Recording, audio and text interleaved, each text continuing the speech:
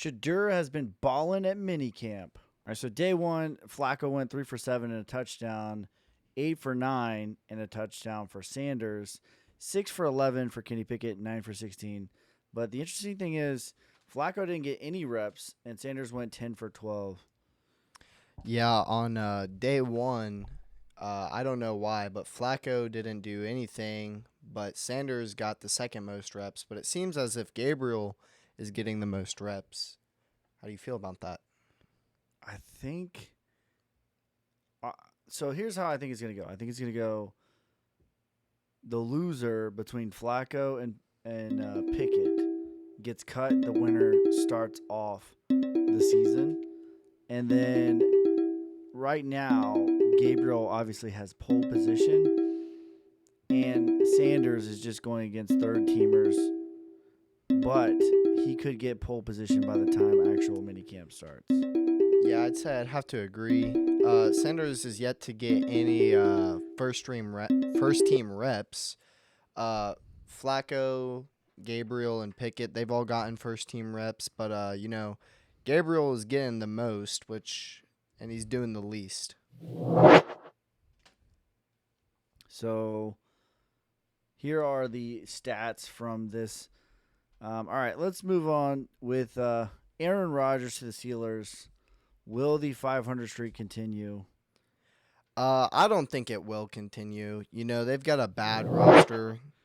They're running out. Just really nobody good other than DK. Aaron Rodgers is 41.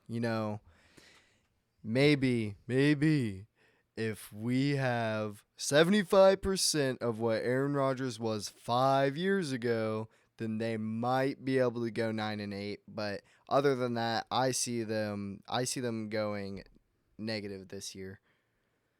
I think that the streak gets broken. Yeah. Myles Garrett seems very motivated to sack him. He says he's ready to add him to his little graveyard. Dear God. Please, no. All right, the Bengals.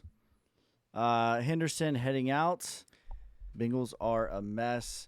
The big story is Stewart is trying to make Stewart some sort of guinea pig, right? And they want the guarantees? Basically what they want to do is if he gets into any sort of trouble or something that would get him suspended, then all of his guaranteed money, it would be going away. And his issue with that is all the other first-round picks for the last few years, they have not had that. So that's why he doesn't want to be their guinea pig for this new contract. Yeah, my thing is, like, the Bengals, I'm grateful as a Browns fan that we have a rich owner. Because the Bengals, like, he is a poor owner. I mean, poor is relative, but there was lots of talk with Deshaun Watson and all this stuff of, like, cap. That's all we heard. But we literally have not lost a single player. Meanwhile, Henderson is not on the field yet, and they're already trying to dupe their number 1 overall pick.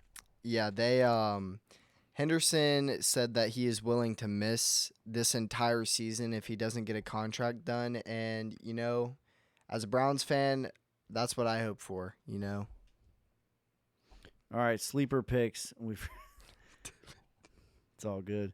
Sleeper picks. Do you think Thrash is going to emerge as the Browns wide receiver number 2? I see a possibility of it. He is balling out at mini camps, and he's climbing up the depth charts in my eyes. I think if Cedric Tillman can't be productive year-round, then they will start bumping him up. Jerry Jeudy's going to stay the 1. That's no hope. But I believe that right now he's a 3 and that he could potentially go up above Cedric Tillman. I don't think he's going above Cedric Tillman. Maybe that's like my bias, like what I saw on the field. He legitimately took the production of Amari Cooper when Amari Cooper went down. I think the Browns wide receiver room is going to be like they're going to stealer it up in that it's like we have a trash roster and we know we have a trash roster. So we're going to play defense. We're going to run the ball, play some hard-nosed football, smash mouth. So wide receiver 3 really is like Juckins. That's really wide receiver 3 because I think the targets are going to go like Jerry Jeudy, number 1. Yeah. Then it's going to be Probably David Njoku. David Njoku's number 2. And then the third targets are going to be split amongst the running backs. And then it's going to be like targets number 4. I think we led the league last year in passing attempts. And I think we're going to probably drop a solid 100 attempts and go more like 50-50. All right, Jair Alexander to the Browns. So the Packers cut Jair Alexander, released him, and now there's a little bit of skepticism I've heard from other Browns fans that we should trade Newsome and get Jair, but I'm against it. You know, he's a good corner, and he can lock down your favorite one, but I don't see in what world where we would need him, because Denzel Ward's a good one, top 3 corner, and he's not number 3. Newsome's good. I don't understand the hate. I love Newsome.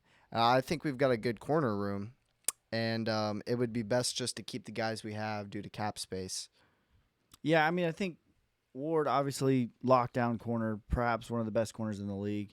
And then you have Emerson, who really up and down. You know, rookie year, he was a monster, like a legit Pro Bowler. And then last year, he was trash. And I think a lot of that had to do with the D-line play. And I think a lot of it had to do with the offense, really. The more snaps that the defense is out there, the worse they're going to play. So that just goes back into how I think we're going to play this year is going to be smash mouth football. And I think Emerson is primed to have a bounce back year. I think that this is all smoke, no fire. All right. How are the Browns going to use Harold Fannin Jr.? I think they're going to. So we were a real fan of having a tight end heavy set whenever, we had Nick Chubb back in that early 2020s.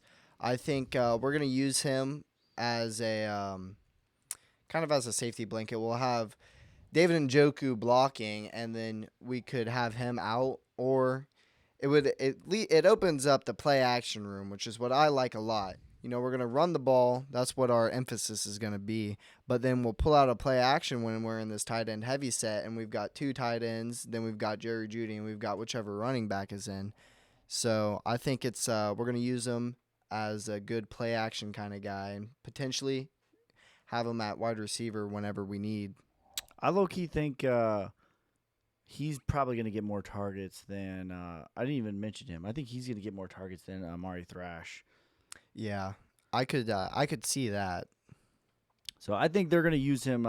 What's that guy's name from? What was that tight end that they had for the Raiders who was kind of undersized, but he was like kind of a scat wide receiver, not much of a blocker, but just straight up wide receiving tight end. I think that's how we're going to use him. I don't remember his name, but I think that's how, in the best case scenario, that's what he develops into. All right. How long will Joe start for the Cleveland Browns? I think he'll probably start the first 6 or 7 games. Like 6, 7, I can't tell. 6, 7. He's old. He's got 18 seasons under his belt. It's going to be hard for him to stay healthy, that's for sure. And even then, I think we're going to want to give our young guys a chance. So I'll give him about 7 games at most. Joe Flacco has not started a full season in this decade. In the 20s. It has been since 2017 since Joe Flacco had a full starting season, and I don't think that streak is going to continue. If he's lucky, he makes it to the bye, but I think there's a good chance they swap them after the London game. That's when I think that Joe Flacco's time is up.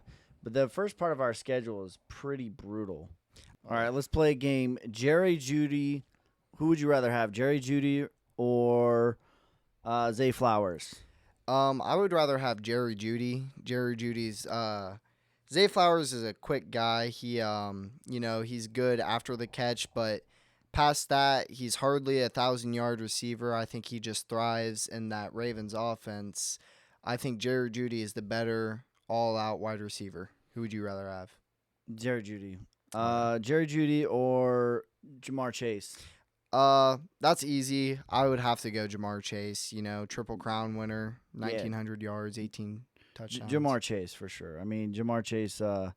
He's an animal. Jerry Jeudy, Nick Collins. Nico Collins, whenever he's healthy, I think he has the potential to be at least a top 8 wide receiver in the league. But the question is, can he stay healthy? I'm going to take Jerry Jeudy all year over Nico. Jerry Jeudy for me.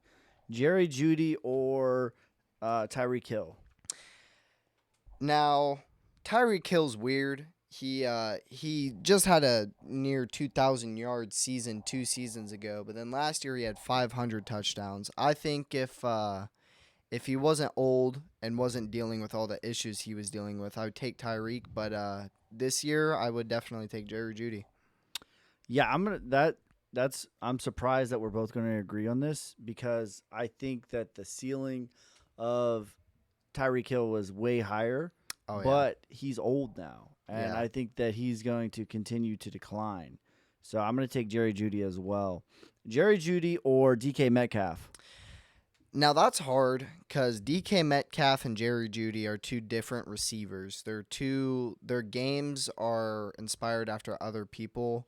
But DK Metcalf, if you watch, he's lost a step over his first couple of years, and Jerry Jeudy has gained a step last year. So I think last season Jerry Jeudy was definitely better, and if they stay the exact same level or if they keep going at these trends, I would rather have Jerry Jeudy over DK. I'll take Jerry Jeudy over DK. It is close, but I'll take Jerry Jeudy. Jerry Jeudy or Garrett Wilson? Now, I think I'm going to have to go Garrett Wilson here. He's always been overshadowed by having a 1 over him and having horrendous QB play. But Garrett Wilson's an animal, and I would take Garrett Wilson over Jerry Jeudy. All right, I'm going to take Jerry Jeudy only because I don't know that Justin Fields, although I'm a fan, I don't know that he is capable of really like slinging the rock. Oops. All right, guys, that's going to be it for today's Browns AFC North daily news. So make sure you guys subscribe and hit that bell icon so you never miss a video. That's going to be it for this time. Peace, love, prosperity. God first. God bless. Peace.